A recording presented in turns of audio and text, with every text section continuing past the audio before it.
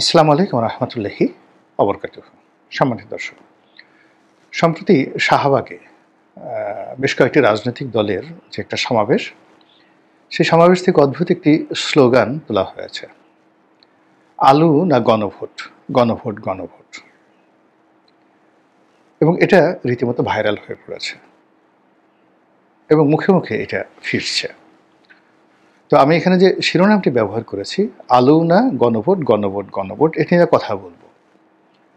কিন্তু যেটা আমি আশঙ্কা করছি সেটা হলো খুব দ্রুত আরেকটি স্লোগান চালু হবে, পিঁয়াজ না গণভোট। সবাই বলবে পিঁয়াজ, পিঁয়াজ, পিঁয়াজ। কারণটা কি? আপনারা এর আগে দেখেছেন যে বিএনপির চেয়ারপারসন, মূলত এখন কার্যনির্বাহী চেয়ারপারসন, ভারপ্রাপ্ত চেয়ারম্যান জনাব তারেক রহমান, তো তার সঙ্গে জামাতের এবং এনসিপির অনেক নেতার যে প্রকাশ্য মতবিরোধ, এটা একেবারে সামনে চলে এসেছে। তো যেহেতু তিনি বিএনপির নেতৃত্ব দিচ্ছেন, কাজেই তাকে যদি হতোদ্যম করা যায়, তাকে যদি অসম্মানিত করা যায়, বেইজ্জতি করা যায় এবং তাকে নিয়ে নানা রকম ন্যারেটিভ তৈরি করা যায়, তাহলে পুরো বিএনপির মনোবল ভেঙে দেওয়া সম্ভব, বিএনপিকে উত্তেজিত করা সম্ভব। এবং এই সময় বিএনপির নেতারা উত্তেজিত হয়ে যদি কোনো কর্মকাণ্ড ঘটান, তাহলে যারা এই কাজগুলো করতে চাচ্ছেন তাদের জন্য পোয়াবারও হয়ে যায়। ইতিপূর্বে আমরা টিনের ছেলে কাউয়া, তারেক আমার, ঢ্যাস ঢ্যাস ঢ্যাস, আপনারা জানেন, মুখস্থ হয়ে গেছে। 1 2 3,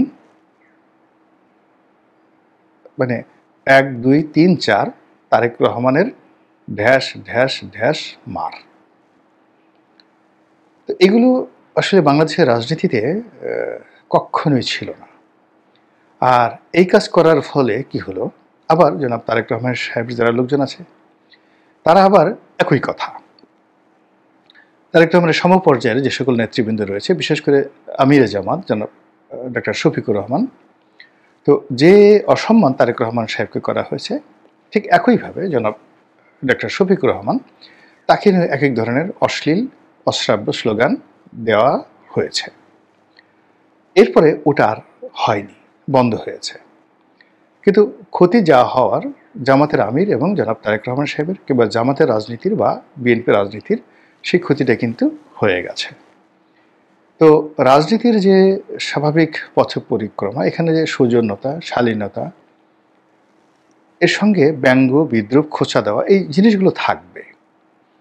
এটা উইনস্টন চার্চিল বলেন, ইন্দিরা গান্ধী বলেন, জর্জ ওয়াশিংটন বলেন, রোনাল্ড রিগান বলেন, কিংবা আব্রাহাম লিঙ্কন বলেন, তারা সবসময় প্রতিপক্ষকে উদ্দেশ্য করে অসাধারণ সব কৌতুক করেছেন, ব্যঙ্গ এবং বিদ্রুপ করেছেন।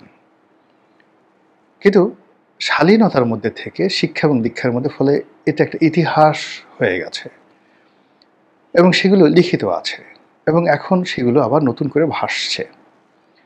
কিন্তু বাস্তবতা হলো যে এই জমানাতে যে অশ্লীল এবং অশ্রাব্যতা, এটা কখনো লিখিত থাকবে না, এটা কখনো লেখা সম্ভব না, কিন্তু এটা মানুষের মস্তিষ্কে অশ্লীলতা এবং অশ্রাব্যতার দলিল রূপে এই যুগের রাজনীতিকে যেভাবে প্রশ্নবিদ্ধ এবং কলঙ্কিত করে তুলবে, তার দায় আমরা কেউ কিন্তু এড়াতে পারবো না।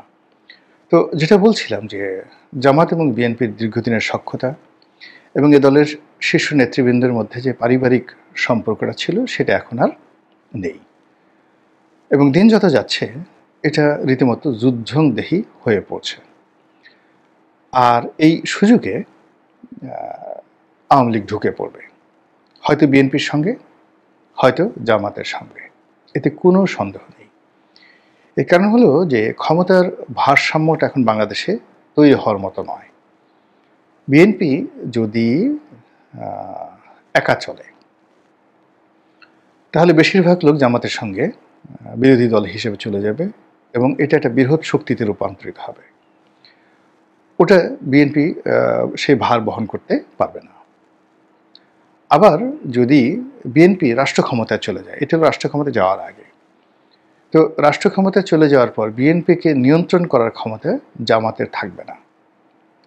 বরং এই গত 14 মাসে জামাত এবং তাদের সমর্থিত যারা লোকজন রয়েছে তারা যতটুকু সুযোগ সুবিধা নিয়েছে রাষ্ট্র থেকে, প্রশাসন থেকে, রাজনীতি থেকে, প্রতিটি জিনিস বিএনপি একেবারে কড়াই ঘণ্টায় যেটা বলে চিপড়িয়ে তারা যেভাবে আদর করে সোহাগ করে জামাতের কাছ থেকে তারা আদায় করে নেবে, জামাত বুঝতে পারবে যে বাঘে যদি গাল চাটে তাহলে গালের অবস্থা কেমন হয়, বাঘে যদি পিঠ চাটা দেয় বাঘের জিব্বা দিয়ে তাহলে কী অবস্থা হয়, এটা বুঝতে পারে বিএনপিও বুঝতে পারে, জামাতও বুঝতে পারে। ফলে কি হলো না, এখানে এই বিরোধটি থামবার নয়।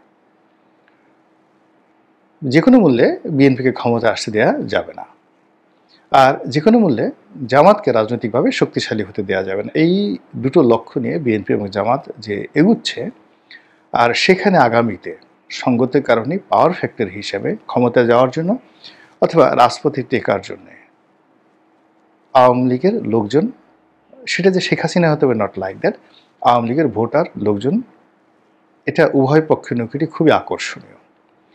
যদি জামাত অর্থাৎ এই মুহূর্তে ইলেকশন না হয়, রাজনৈতিক অবস্থা এরকম বিশৃঙ্খল থাকে, জামাত এবং বিএনপি যদি রাজপথে থাকে তাহলেও আওয়ামী লীগকে নিয়ে টানাটানি হবে। আর যদি বিএনপি ক্ষমতায় আসে তাহলে বিএনপিকে ক্ষমতা থেকে সরানো, নামানো, ব্যাধিগ্রস্ত রাখা, বিএনপির যারা প্রতিপক্ষ থাকবে সংসদের বাইরে তারা আওয়ামী লীগের সাহায্য নেবে। এর বাইরে অন্য কোনো রাজনীতির সমীকরণ নেই এই বাংলায়, এটাই বাস্তবতা। তো এরই ধারাবাহিকতা বিরোধ ক্রমশ তিক্ত থেকে তিক্ততর হচ্ছে। আপনারা জানেন যে গণভোট নিয়ে বিএনপি এবং জামাত মুখোমুখি অবস্থায় দাঁড়িয়েছে, এবং সরকার এখন যে অবস্থা আছে তাদের আসলে বিএনপির কোঅপারেশন ছাড়া, সহযোগিতা ছাড়া তাদের আসলে সাস্টেন করা সম্ভব নয়, নিরাপদ প্রস্থান সম্ভব নয়, একটা মিনিট তারা মুভ করতে পারবে না। আবার জামাতের সাথে তারা সম্পর্কটা নষ্ট করতে চাচ্ছে না। ফলে আমি এই মুহূর্তে যখন এই ভিডিওটা করছি তখন পর্যন্ত প্রধান উপদেষ্টা ডক্টর মোহাম্মদ ইউনূস ভাষণ দেননি। উনি কী ভাষণ দেবেন আমি জানি না। তো ওনার ভাষণ অন্য সবারের মতো বা অন্যবারের মতো যেটা হবে সেটা হলো যদি, কিন্তু, ফুল স্টপ, ডট, সেমিকলন, প্রশ্নবোধক ইত্যাদি সহকারে একটা জগা খিচুড়ি, যা কিনা ওনার যে ইমেজ সেই ইমেজটাকে আরও আলু ভর্তা বানিয়ে ফেলবে। এটা আমি আগেই বলে দিলাম এখানে। কিন্তু যে সমস্যাটা তৈরি হচ্ছে সেটা হলো রাজনীতির যে শিষ্টাচার, সেই শিষ্টাচারটি মানে একটা জঘন্য পর্যায়ে চলে গেছে। যেহেতু মানে এই গণভোটের ইস্যুটা চলে এসছে এবং এই সমস্যাটা তৈরি করেছে জনাব আলী রিয়াজ এবং তার ঐক্যমত্য কমিশন, এখন এটা দায় দায়িত্ব সরকারকে বহন করতে হচ্ছে, দায় দায়িত্ব বিএনপি এবং জামাতকে বহন করতে হচ্ছে, এবং এখানে সংস্কার, বিচার মানে শেখ হাসিনার বিচার এবং গণভোট, এই তিনটি ইস্যু সেটেল করা যাচ্ছে না। তো বিএনপি তারা বলছে যে ঠিক আছে গণভোট হতে পারে, এটা নির্বাচনের দিন, এটা ছাড়া তাদের কোনো উপায় নেই। আবার এটা কোনো অবস্থাতেই মেনে নেওয়া জামাতের পক্ষে সম্ভব নয়। ফলে এই গণভোট নিয়ে দুটো রাজনৈতিক দলের মধ্যে বিতণ্ডা চলছে। তার প্রেক্ষিতে জনাব তারেক রহমান তার নেতাকর্মীদেরকে তিনি খুব স্পষ্ট ভাষায় বলেছেন যে এই মুহূর্তে দেশে পেঁয়াজের সরবরাহ নেই, আলুর সরবরাহ নেই, গার্মেন্টস, ব্যবসা বাণিজ্য সব তছনছ হয়ে গেছে। কাজেই গণভোটে যে টাকাটা খরচ করবে সেই টাকাটা দিয়ে যদি এই আলু পেঁয়াজ সংরক্ষণ, কৃষকদেরকে বাঁচানো এবং যারা ব্যবসা বাণিজ্য করছেন তাদেরকে সাপোর্ট দেওয়া হয়, এটা অনেক গুরুত্বপূর্ণ বিষয়। আর এতে করে জামাতের লোকজন ভীষণ খেপেছেন, ইসলামী দলগুলো ভীষণ খেপেছে। তাদের বক্তব্য হলো এটা কোনো কথা হলো, গণভোটের সঙ্গে আলুর কোনো তুলনা হলো? আচ্ছা ঠিক আছে, যখন তুলনা করা হলো তখন তারাও এটাকে খুব জিদ হিসাবে নেয়, ঠিক অনেকটা ওই যে তুমি কে আমি কে, রাজাকার রাজাকার, ওইরকম। এখন গণভোট না আলু, তারা বলতেছে গণভোট গণভোট গণভোট, ভালো কথা, আলুর সঙ্গে মানে এখানে যে আলু মানে পটেটো বা চিপস, ক্র্যাকার্স, এই জিনিসগুলোকে মূলত তারেক রহমান সাহেবের সঙ্গে তুলনা করা হয়েছে। এখানে the potato means the potato chips, the potato ভর্তা, গোলালু ভর্তা, ম্যাশ, তারপরে শেষে আলু দিয়ে যেগুলো তৈরি হয় ক্র্যাকার্স, সব মিলিয়ে মানে বলা হচ্ছে যে আলু বলতে এখানে আসলে ব্যক্তি তারেক রহমান সাহেবের মানে ইমেজকে বোঝানো হচ্ছে, তার বক্তব্যকে, তার ব্যক্তিত্বকে, তার কথাবার্তা, আচার আচরণ।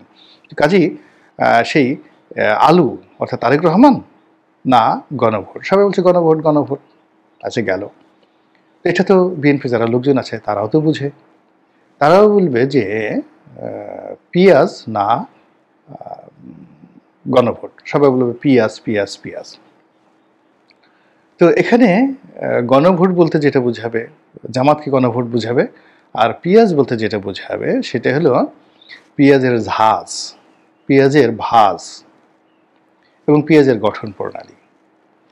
এটাকে তারা বলবে যে এটা রাজনীতি, এর সঙ্গে জনগণের ইচ্ছা, আশা, আকাঙ্ক্ষা লুকায়িত আছে। পেঁয়াজের ভেতরে যেভাবে অনেক কিছু লুকায়িত থাকে, এবং পেঁয়াজ একটা জটিল, যাকে বলা হয় আলুর চাইতে জটিল একটা, যাকে মানে বলা হয় এগ্রিকালচারাল প্রোডাক্ট, ঔষধি প্রোডাক্ট। তো ওটা যেমন কার্বোহাইড্রেট, আর এখানে এটা একবার রীতিমতো মেডিকেটেড এগ্রিকালচারাল প্রোডাক্ট। তো এটা নিয়ে বিএনপি খুব দ্রুত দেখবেন 2-1 দিনের মধ্যেই তারা বলা শুরু করবে পিয়াজ না গণভোট, পিয়াজ পিয়াজ পিয়াজ। ফলে কি হলো দেখেন। আর এই যে আজকের যে পরিবেশ, রাজনীতির যে হট্টগোল, এই হট্টগোলটা আলু এবং পেঁয়াজের ধাক্কা ধাক্কিতে মূলত বিএনপি এবং জামাতকে যেভাবে পরস্পরের মুখোমুখি দাঁড় করিয়ে দেওয়া হচ্ছে, এবং রাজনীতি থেকে যেভাবে সব কিছু, যা কিছু কল্যাণকর সৌজন্যময়, তা যেভাবে নির্বাসনে যাচ্ছে, তা আমাদেরকে কোথায় নিয়ে যাবে আগামী দিনে, আশা করি আপনারা বুঝতে পেরেছেন। মহান আল্লাহ আমাদের সবাইকে হেদায়েত দান করুন এবং হেফাজত করুন। আসসালামু আলাইকুম ওয়া রাহমাতুল্লাহি ওয়া বারাকাতুহু।